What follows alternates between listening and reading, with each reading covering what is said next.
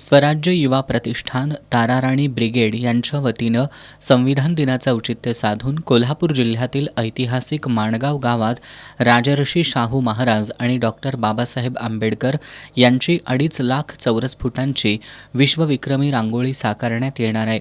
संविधान दिन एकता समिती आणि स्वराज्य युवा प्रतिष्ठानचे संस्थापक अध्यक्ष समीर काळे यांच्या सहयोगातून 26 नोव्हेंबरला हा उपक्रम राबवण्यात येणार आहे, अशी माहिती आशा चव्हाण आणि मोनाली पाटील यांनी पत्रकार बैठकीत दिली. कलेची पंढरी असलेल्या कोल्हापुरातील कलाकारांसाठी या विश्वविक्रमात सहभागी होण्याची संधी आहे.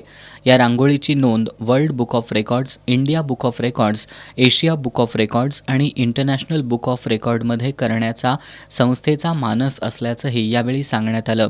या रांगोळीसाठी 12 वेगवेगळ्या रंगांचा वापर करण्यात येणार असून यासाठी 35 टन रांगोळी लागणार आहे.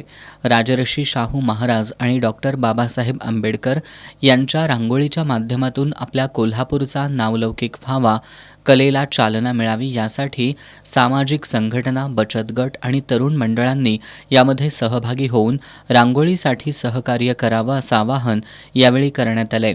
या पत्रकार बैठकीला पूनम बोंद्रे, पूजा आर्डे, मधु मेहतर, अनुराधा लोहार, समीर काळे आदी उपस्थित होते.